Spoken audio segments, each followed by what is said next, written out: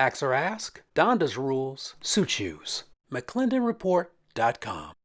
Des Plaines, Illinois and Northwest Indiana got pounded by flood rains and two rivers. The Little Calumet River decided to overflow into all of Northwest Indiana, and the Des Plaines River has taken on Gulf-type proportions. What kind of damage did your house sustain? Did you get an inch of water or a few feet? I'm still cleaning my basement, hoping that Duffy Atkins, Tim McGill, and Tom Skilling promise a sunshine-only forecast. Stay tuned for Floodgate Update on Garrard McClendon Live.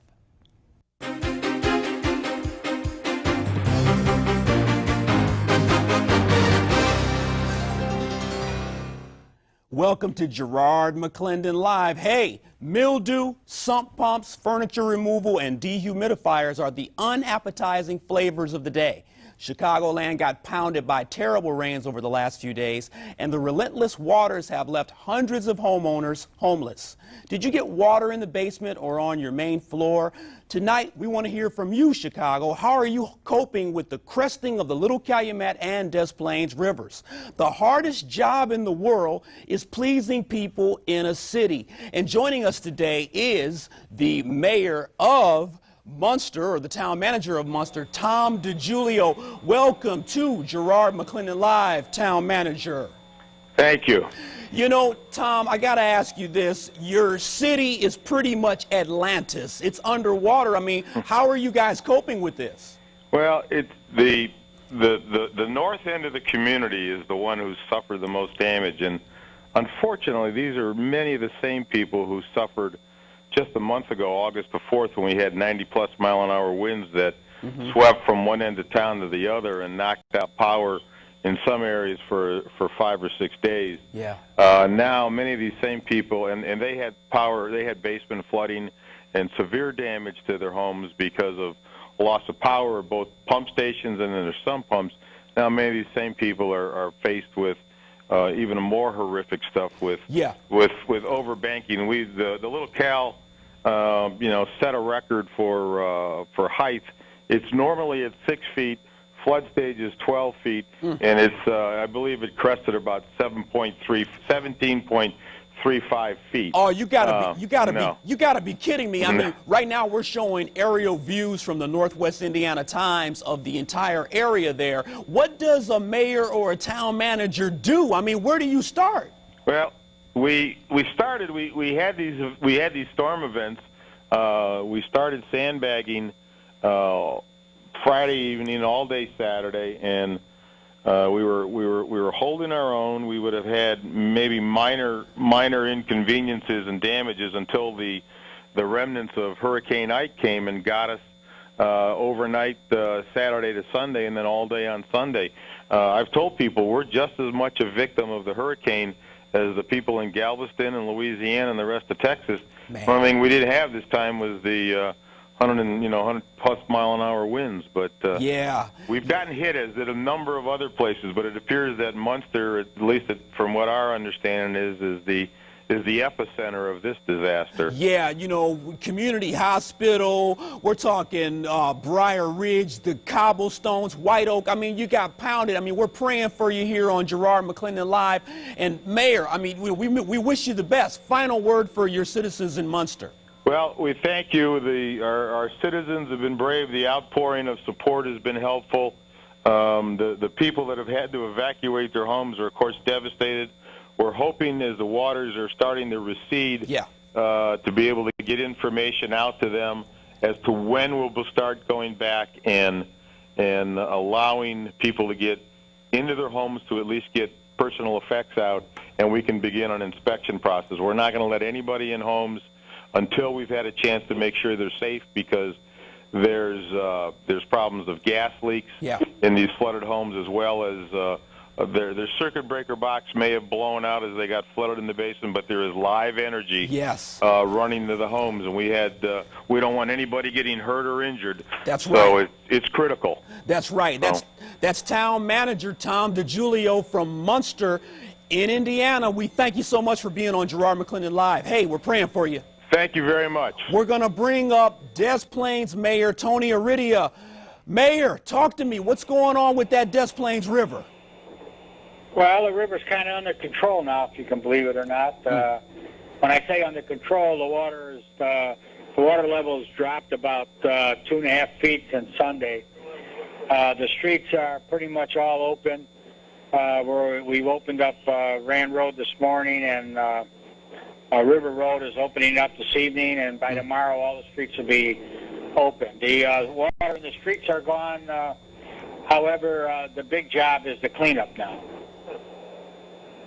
What do you do, Mayor? What's the first line of defense for a mayor when you get major flooding? I mean, the Des Plaines River seems to always, overflow. So what do you do as a mayor as upon your first line of attack or defense? Well, what we normally do is when we get word that there's going to be a major waterfall, and it doesn't necessarily have to occur in Des Plaines. We usually get flooded by what happens up north of us, and as the water accumulates coming south of Des Plaines, it just adds on more and more height to the water, and by the time it gets to us, it's pretty high. The water went to the water level in Des Plaines was up at 11 feet this past. But what we normally do is we've got a control pattern where we know exactly where the water is going to hit what streets first. Yes. And when we find that out, we put berms up, sandbag, and we hold the water.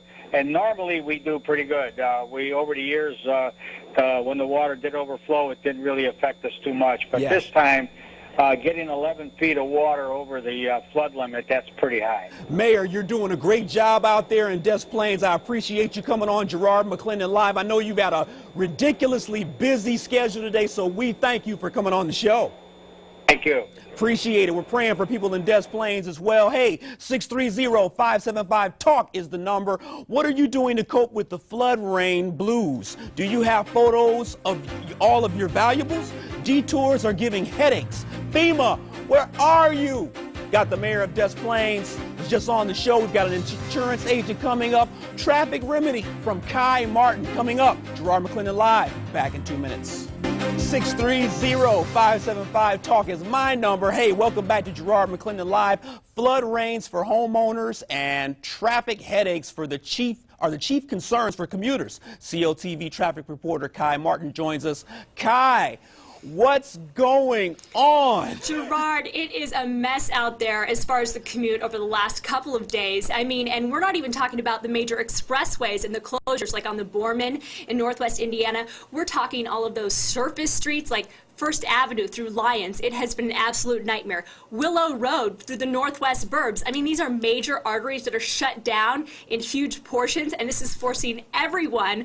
I mean, maybe they're going onto the Ike. I mean, you told me your commute was tripled last night. My commute was tripled. It's like, I'll take 2 Excedrin and I'll see you in 3 hours, honey. I mean, I was so hungry in my car. I was thinking about pulling over to a 7-Eleven for dinner. There's nothing you can do. Motorists around me, everyone was just in the worst mood possible. And as far as a solution, which is I know what you're going to ask me next, right? Yes. What can we do? Okay, well, the only thing you can do is arm yourself with maybe a little information. So we're going to show you a couple of websites.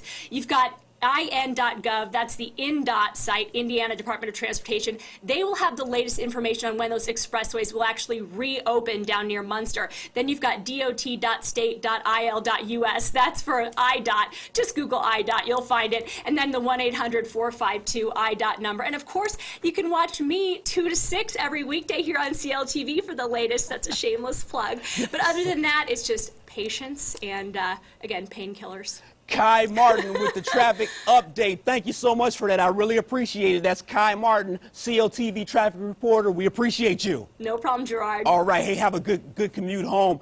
Finny Rajchel is an insurance agent with State Farm in Oak Brook Terrace. Finny, what do we do when our valuables are drenched? What's going on?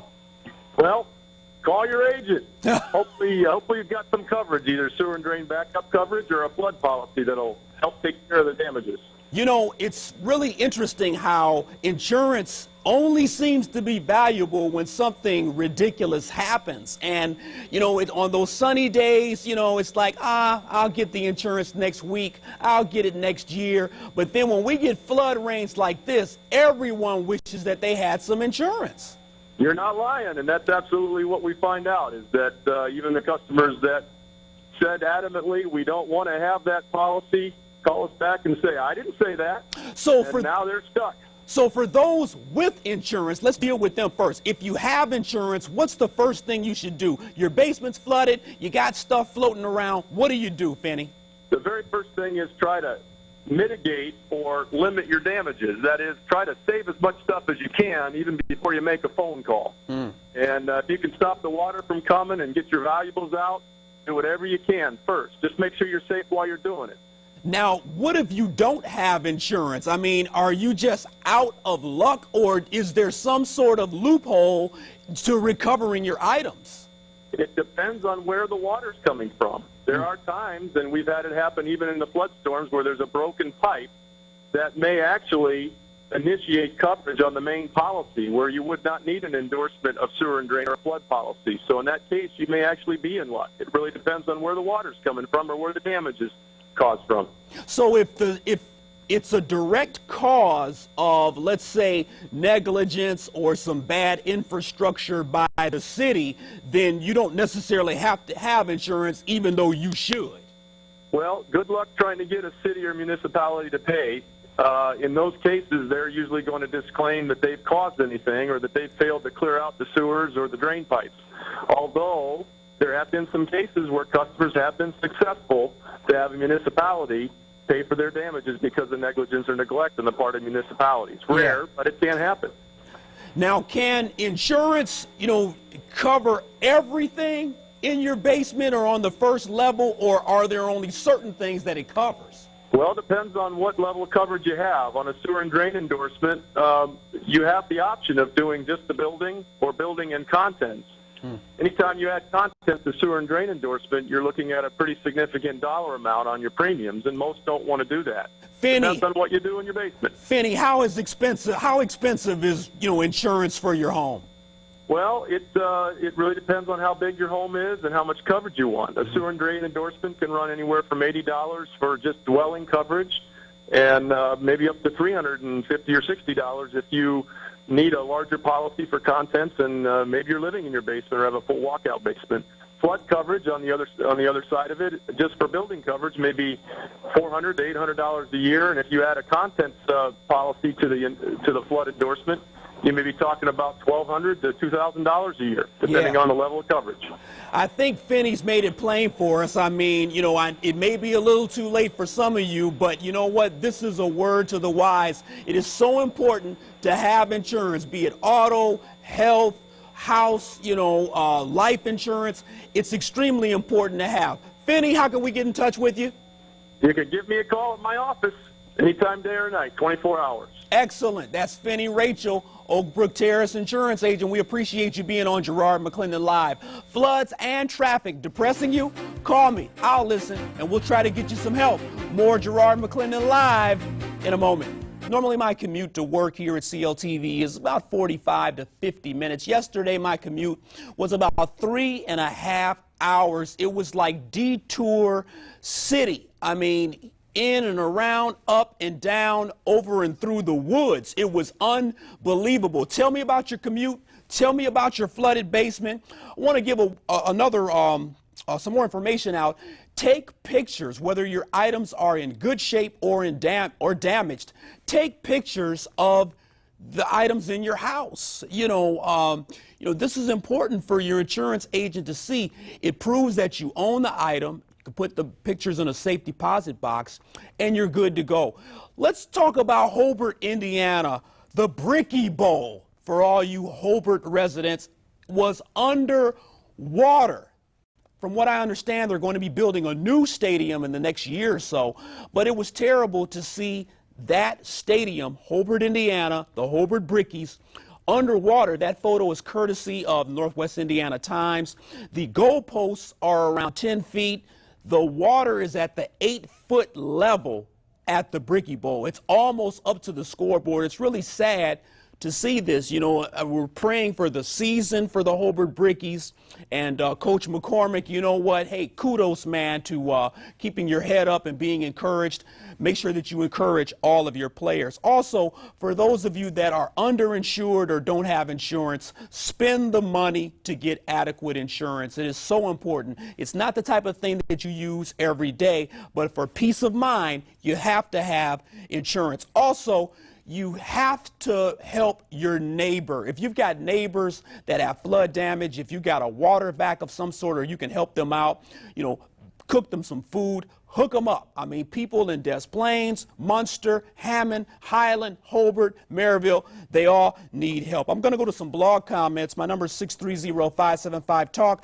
I'm reading a comment from LaShawn Ferguson. She says, I have never seen this much traffic on Virginia Street in Gary in my life. I live 5 blocks from Broadway. Chris from Briar Ridge says, Briar Ridge has suffered major flooding. I came out okay, but my neighbors got slammed. Ken R. says, I got lucky. There was no water in my house. And Cynthia goes on to say, I live in Maryville, and I got a foot of water in my finished lower level. Bye-bye movie room, office, and all the furniture that I love. She goes on to say that anyway, others are far worse, and these are terrible times for everyone. Patricia, thanks for calling Garrard McClendon Live. What's your comment? Yes, how you doing this evening, Gerard? Excellent, Patricia. Talk to me. Wonderful. I live in Gary, Indiana. And our area, like everybody else, there's rain in the basement. We only got seepage, but some of my neighbors had knee-deep water in their basement. So a lot of their goods got, ruined. Also, Indiana University is sitting in a lake. IUN is sitting in a lake? IUN. It has been down ever since the day of the storm. So it is shut down. So, Patricia, where is the water highest near Indiana University Northwest? It's in the parking lot. It's in the parking lot. The parking lot looks like a lake out there. Oh.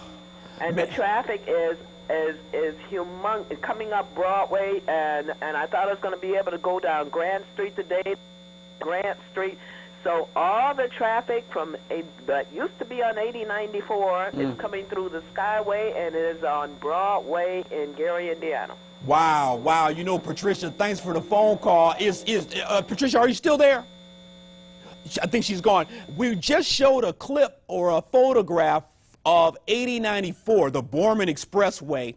If everyone could take a close look at that. A lot of people were wondering, they're like, how can the Borman be closed? You know, you can't close an expressway. Oh, yes, you can. And I saw it for myself. I had to detour around it. It was unbelievable to see the Little Calumet River basically overflow onto the Borman Expressway. Unbelievable. We're talking about Kennedy Avenue near the Cracker Barrel and the Visitor Center. It's Garrard McClendon Live, joining you. Hey, I wish you the best in dealing with the floods, hoping that this will cheer you up. Mayor Daley is calling people names, but not just anyone. He's calling Mayor Blagojevich names. Check this out. Cuckoo.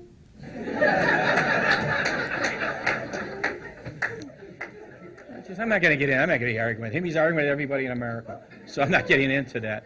You cannot give people free passes, breakfast, lunch, and dinner. Someone has to pay for it.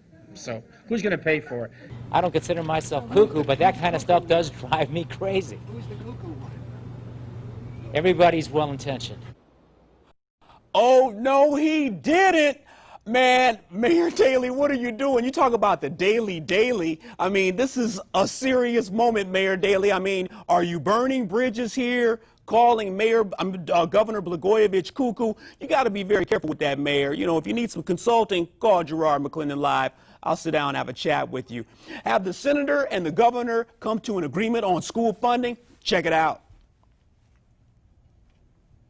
We have to start on the pilot program because it's the only thing that's ready to go. Simultaneously, we have to be coming up with a plan that will fund the total system. To try to come up with a fairer way to fund schools and then have it done in such a way where you can actually get the legislature to pass it, those are challenges that are still before us. Man, nope, still 10K for CPS students. Let's restart that boycott, Senator Meeks. Blagojevich 1, Meeks 0. That's all for Garrard McClendon Live tonight. Thanks to my mayoral guest tonight. We wish you the best and keep your head up and always be encouraged. Garrard McClendon Live. Take care. Have a good night. Ax or Ask, Donda's rules, suit youse. McClendonreport.com.